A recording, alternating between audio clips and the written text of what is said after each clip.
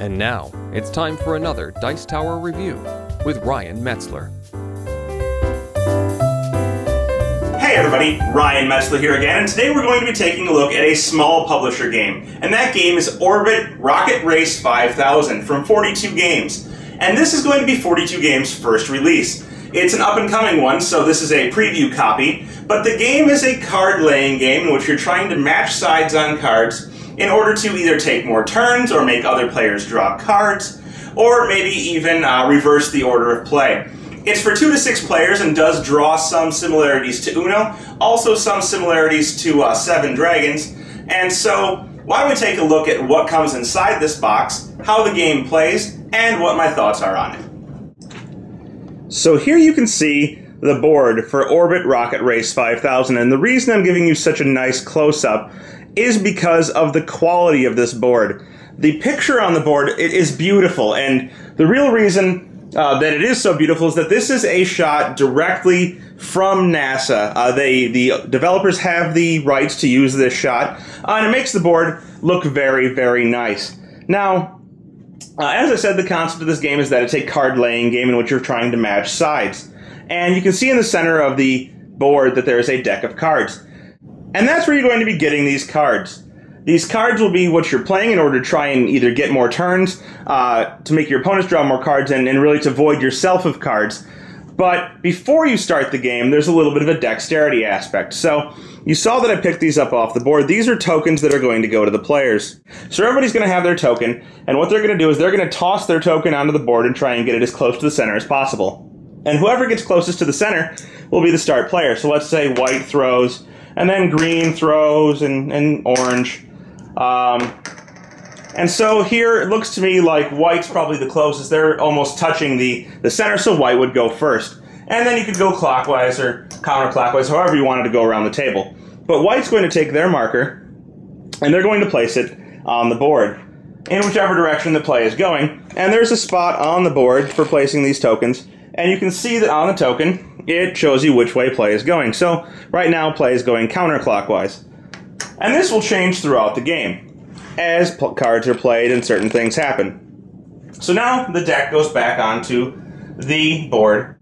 So the real focus of Orbit is cards, and you're trying to get rid of your hand of cards. You're going to start with 7, and cards generally have a layout that looks something like this. They have 4 different colors on sides. Black is wild, and this card has green, blue, and orange. And you can see here that they also have numbers on them for the colorblind so that you can distinguish what colors are what. But essentially, on your turn, you're going to be playing one of these cards onto the board. And you can see the board is divided into these squares. And one square has to be filled with cards before the next square can be played on.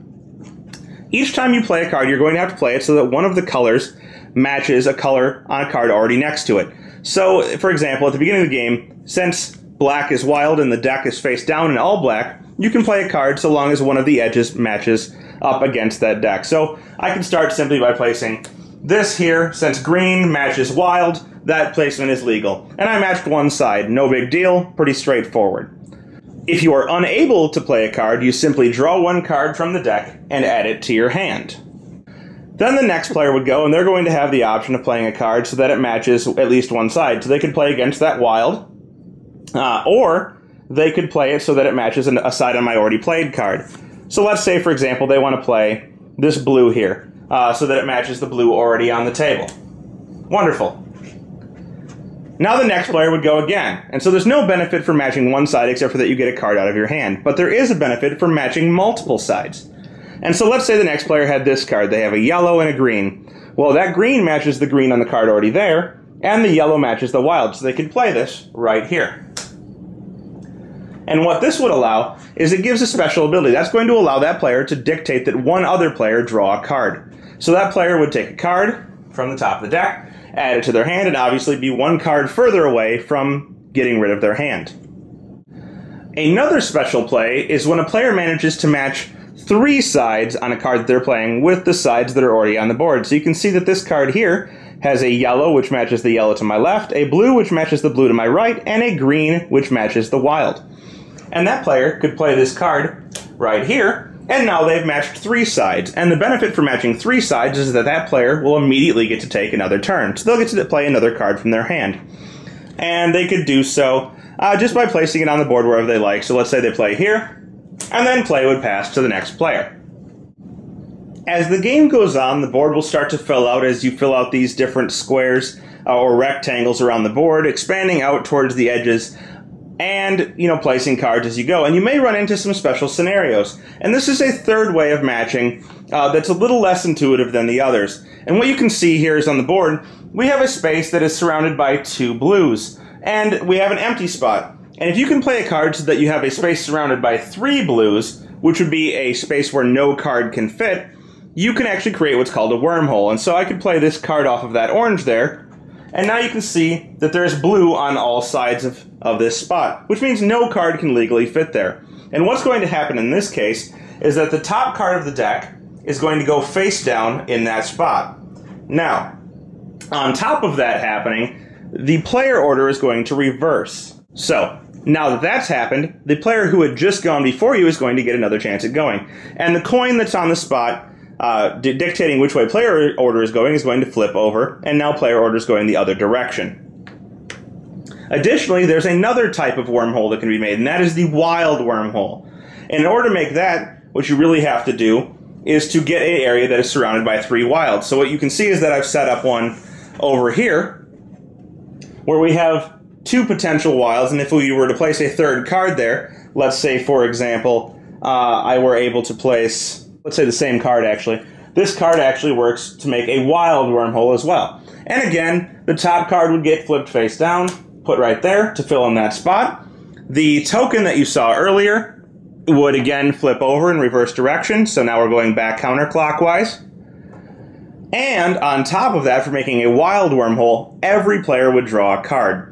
Now, it's beneficial to try and set your opponents up to get these regular wormholes because it may reverse the turn order back towards you. It helps you get rid of cards, it helps them get rid of cards, and generally just gets you more turns and trying to void your hand of cards.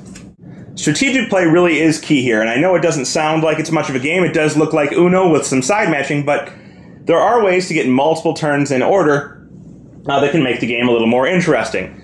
On top of all of the ways that I've showed you to manipulate turn order and to draw more cards, there are 3 types of special cards in this game, and they're going to have special effects when you play them. They look much like the other cards, having colors on each side, but instead of having nothing in the center, they have icons, and this one has a ray gun. And when you play this, you're going to make one player draw 2 cards. You simply get to choose a player, and that player draws cards on top of any other effects that are triggered by you playing the card and maybe matching sides. The satellite card is going to allow you to look at another player's hand and then take a card from their hand and play it face down on the board. Now, any card placed face down on the board triggers the turn order to reverse, so if I were to take this from somebody's hand and play it face down on the board, the turn order would now reverse, and the person who had just gone before me would get another turn. Unless, of course, the turn order reversed multiple times on the same turn. The last special card is the robot card here. And this card simply allows you to take another turn when you play it. And so by doing so, if you were to play this card, you would get an extra turn, and if you were to play it where you match 3 sides, you would get 2 extra turns. And so by playing clever combinations of cards, manipulating the board with your opponents, and, holding the right cards until the right time, you can get several turns in a row and maybe void your hand. The first player to void their hand wins. Now, if you get stuck in a position where you're getting skipped too many times because the turn order reverses and reverses and reverses, and it just never gets around to you, those tokens that I showed you at the beginning do serve a purpose, and everyone will have their own token. And what you can do is, at one point in the game, you can turn this token in, and when you do so, it reverses the turn order. So let's say somebody's just finished their turn, and you've been reversed against for the 5th time in a row, and you're just tired of it. You want to take your turn now. You can turn this token in, and you place it on the spot on the board that I showed you earlier. So we zoom back over here, and it goes on the board. And now you've lost your token, but you have managed to control the turn order. Someone else could simply just take their token and reverse yours, but then you're both out of tokens for the game, and you'll have to proceed with play as it is. The game ends if one player manages to get rid of all of their cards, and then that player is declared the winner. So that's Orbit Rocket Race 5000, and my thoughts. Well, I have to admit, when I first saw the game, I was introduced to the game by the designers at Gen Con, and I was a little wary because the first thing they said to me was, Okay, this game draws some comparisons to Uno, and that scared me a little bit because as much of a fan of games as I am, Uno's not one that I particularly enjoy. And obviously you can see that this game does draw some comparisons to Uno. You're reversing turn order, you're taking extra turns, and things like that. But the difference is that in this game you can actually look at your hand and plan a strategy that may allow you to take several turns in one shot. So you may be able to take 9 turns in a row. You may be able to take 14 turns in a row, or maybe you're only able to take 1. But depending on the cards you get and depending on how well you plan that strategy, how well you can lead other players into your strategy of, maybe finishing a wormhole, or when you save your cards in order to make them draw more cards, or in order to play a card face down so that you can reverse the player order, you can definitely try and plan out as best as possible how to go out. So there is more strategy. It's definitely Uno influenced, but the good board design, that small dexterity aspect at the beginning was a nice touch for me, as well as just some basic addition of strategic play makes this game so much more than the Uno that it was compared to. So if you're looking for a really good family game, or something maybe that you're trying to bring other people into gaming with, maybe people who would want to play Uno, give Orbit Rocket Race 5000 a chance. I think it has the ability to serve as a good gateway game for leading people into the designer game genre without diverting too much from what they're used to. Thanks for joining us today. For more written, audio, and video reviews, as well as the #1 board game podcast, check out the website at www.thedicetower.com. Until then, this is Eric Summerer, and you've been watching The Dice Tower. Do.